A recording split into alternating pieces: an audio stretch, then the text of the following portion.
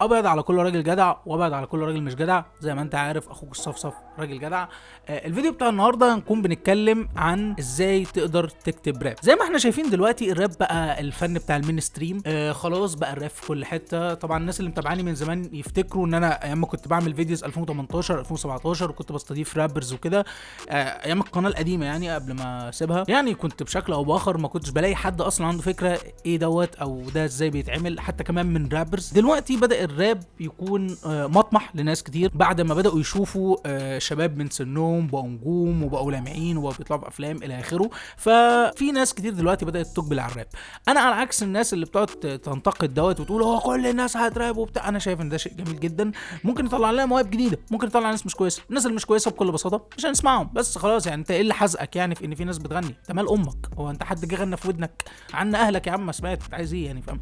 anyway، فخلينا نتكلم شويه عن شويه حاجات انت محتاج ان انت تكون عارفهم لو قررت ان انت تغني راب. الفيديو بتاع النهارده هيكون بيتكلم عن الكتابه، ازاي تكتب، ازاي تكون شخص بيكتب كلمات بشكل شاطر. بص يا معلم، مبدئيا كده الكتابه مقسومه لجزئين. الجزء الاولاني، او طبعا هي مش مقسومه لجزئين ولا حاجه، انا هقسمهم يعني في الفيديو ده لجزئين. الجزء الاولاني اللي بنقيم على اساسه قوه الكلمات دي، اولا البانش لاينز، ثانيا الرايمز. خلينا اول حاجه نتكلم عن البانش لاينز. البانش لاين هي الجمله اللي لما بتسمعها في الاغنيه بتقف كده الوهله، تقف تفكر، تقف تستغرب من قوه الكلمه دي، الكلمه اللي تاثر فيك، تسيب فيك حاجه، اللي اول لما تعيد التراك تكون بتعيده عشان منتظر الكلمه دي تتقال، او الاغنيه عموما اللي انت بتشغلها عشان الجمله دي تتقال فيها. البانش لاين هو ليه اشكال كتير وليه انواع كتير. في بانش لاين بيكون معتمد على ان هو يكون بيقول حقيقه، فاهم ازاي؟ ان هو حاجه هي اوريدي موجوده واحنا كلنا عارفينها، ولكن انت بتستخدمها في بار ليك في تراك. مثال على دوت مثلا لو بصينا لاغلب البانش لاينز بتاعت امينيم، يعني مثلا في تراك اسمه فاريلاند لارسنك، تراك قديم كان بيقول فيه هنا اللي اختاشوا ماتوا واللي اتعروا نالوا الجاه، حاجه شبه كده. مش تشبيه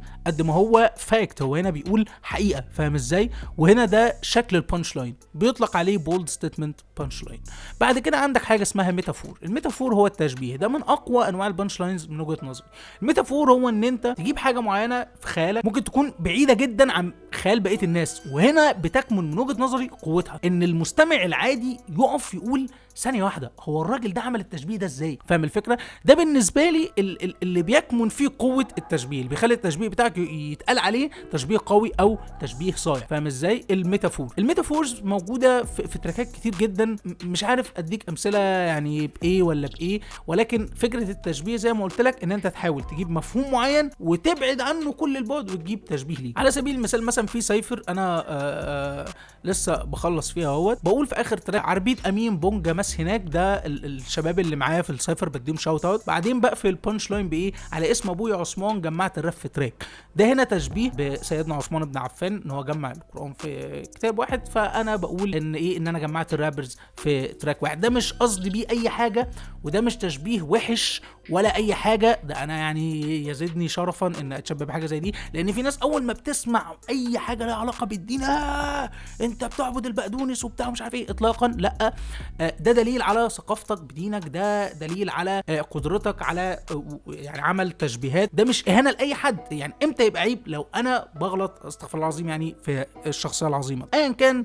المهم ننتقل على اللي بعده، وهو بانش لاين الامثال الشعبيه. ان انت تجيب مثل شعبي تبتدي تلعب فيه، بيتقال عليه تايمليس لو ايا كان. تعالوا نركن الموضوع ده ونخش في النقط الاهم. بص يا معلم، مبدئيا كده الرايمز، النقطه دي مهمه جدا وحاسس ان احنا محتاجين نتكلم فيها براحتنا شويه. عايزك تفهم نقطه مهمه، في فرق ما بين ان انت تكون بتعرف تكتب وان انت يكون عندك حاجه مهمه او حاجه قويه عايز تقولها. ازاي؟ تعال اديك مثال. عمار حسني مثلا، مش هقول لك احمد مكي، لا عمار حسني عنده معاناه قويه جدا جدا. انا لما بسمع هو صعبان عليا، فاهم؟ انا لو شفته هساعده، احاول اخده معايا اغديه في البيت، اعمل له اي حاجه، فاهم ازاي؟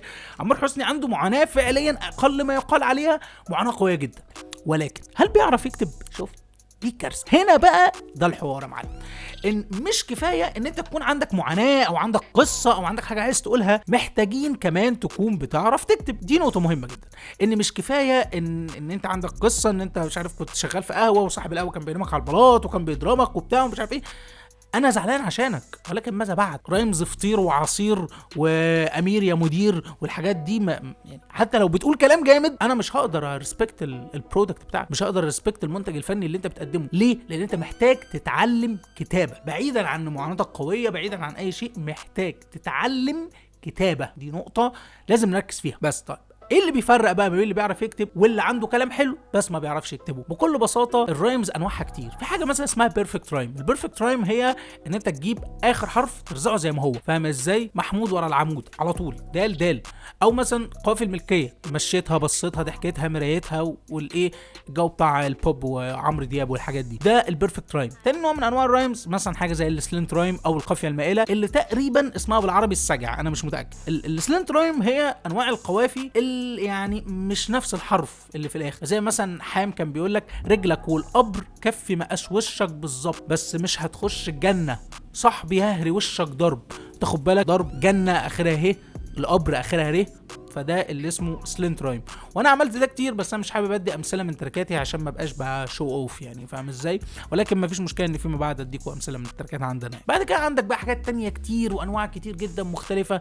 مالتي سيلبلز مثلا، بيوسف كان بيقول في دراك خنزقور انت في موقف مفيش اي شرف ليك فيه، لسه هقلع الحزام ورا بيك بيه. وتاخد بالك الكلمه او الكلمتين متقسمه، الكلام ذات نفسه متقسم الى اجزاء، وكل جزء برايم مع الجزء اللي تحته. وانواع طبعا الرايم سكيمز الكتيره، الاي بي ان انت تجيب جمله البار ذات نفسه يكون فيه رايم في النص، رايم في الاخر، اللي بعده رايم في النص، رايم في الاخر. ممكن تحط اكتر من رايم، حاجه اسمها انترنال رايمز، ان جمله واحده بس يكون فيها 5 رايمز، فاهم ازاي؟ فايا كان انواع كتير جدا. ممكن تسيرش اكتر، انا بس قلت ايه يعني اديك كده الكي، فاهم ازاي؟ عشان ايه يبقى عندك فكره اكبر. ممكن نكمل تاني في جزء تاني لو الموضوع مشي تمام يعني. الفيديو الجاي ممكن يكون عن ازاي حرفيا بقى تكتب، اللي هو ايه، تكتب على المزيكا ولا قبلها ولا بعدها، وايه اللي يفضل، واغلب الناس بتعمل ايه، والحواديت دي كلها. وبس هنا لحد هنا يكون الفيديو خلص. الفيديو عجبك ما تنساش لايك شير سبسكرايب، وخليك معانا كده عشان ايه، في شويه تراكات ضرب نور جايين يعني في الطريق.